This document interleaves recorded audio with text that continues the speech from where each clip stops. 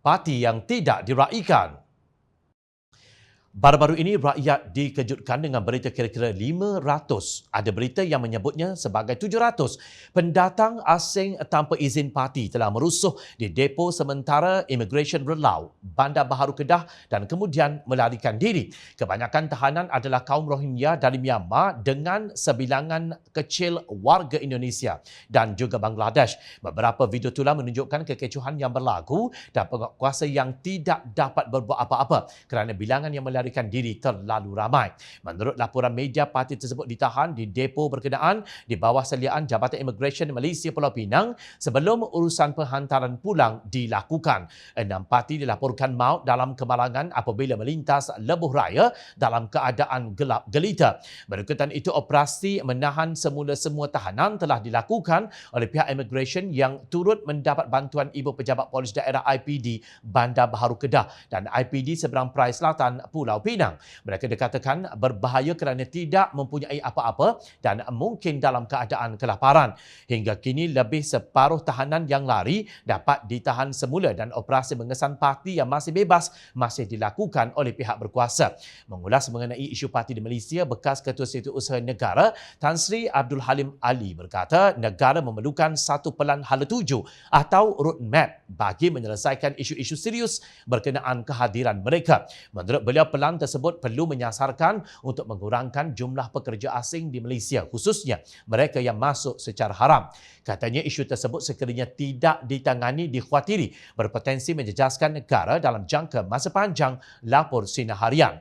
Sekarang tidak tahu jumlahnya, ada yang kata 3 juta, ada yang kata 5 juta. Yang mana satu betul? Bila mereka ini masuk tanpa izin, tempat duduk dia dalam keadaan cukup daif, keadaan ini boleh menyebabkan pembiakan penyakit. Kita tengok COVID-19 dulu macam mana keadaan tempat duduk pekerja asing ini. Jadi mesti ada satu dasar yang holistik bagaimana kita dapat menangani masalah ini, katanya seperti dipetik. Jom Channel telah berkali-kali memaparkan isu parti dan kaitannya dengan pekerja asing dan mungkin juga kegiatan pemerdagangan manusia. Namun sikap kerajaan nampaknya menutup sebelah mata berhubung isu ini. Pada 2 Julai tahun lalu, Malaysia telah diturunkan ke tahap 3 dalam laporan tahunan pemerdagangan manusia Jabatan Negara Amerika Syarikat dengan alasan negara ini tidak memenuhi sepenuhnya piawaian minimum untuk menghapuskan pemerdagangan dan tidak melakukan usaha yang ketara untuk berbuat demikian. Negara tahap 3 didapati mempunyai dasar atau corak pemerdagangan manusia tajaan kerajaan dalam program yang dibiayai kerajaan. Februari lalu, Polis Diraja Malaysia PDRM dilaporkan bekerjasama dengan Polis Antarabangsa Interpol dan Polis ASEAN ASEANAPOL dalam usaha mengesan rakyat negara ini yang menjadi mangsa sindiket pemerdagangan manusia di beberapa negara Asia. Pengarah Jabatan Siasatan Jenayah JSJ Bukit Aman, Datuk Seri Abdul Jalil Hassan berkata setakat ini pihak polis mengesan rakyat negara ini menjadi mangsa sindiket pemerdagangan di Thailand, Laos, Myanmar dan juga Kemboja. Bagaimana dengan sindiket yang membawa rakyat asing yang memenuhi negara ini dan menimbulkan masalah sosial dalam negara ini? Adakah parti ini diambil kesempatan oleh syarikat yang tamak untuk dijadikan buruh paksa kerana mereka tidak layak mendapat perlindungan sebagai pekerja? Dakwaan wujudnya amalan buruh paksa terhadap syarikat Malaysia dikenakan tindakan oleh Jabatan Kastam dan Perlindungan Sempadan CBP Amerika Syarikat amat memalukan negara. Kenyataan bekas Ketua Setiausaha Negara jelas menunjukkan kepincangan dari segi penggubalan dasar sehingga parti semakin melambak di negara ini.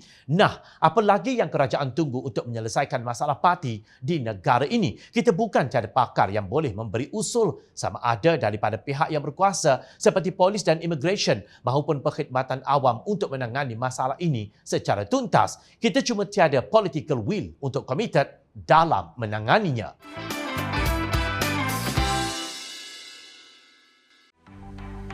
Mencari maklumat dan berita politik yang bebas, kupasan yang tepat, panas. Dapatkannya secara eksklusif hanya di Jom Channel. Komitmen kami, rentasan berita Isnin hingga Jumaat. Berbicara dan isu semasa, kami garapkan secara langsung. Panel-panel berkaliber dan profesional. Interaktif, pandangan anda kami raikan. Jangan lupa bersama kami di setiap hujung minggu dalam edisi khas mingguan. Jom Channel, moving forward, sharing a new experience.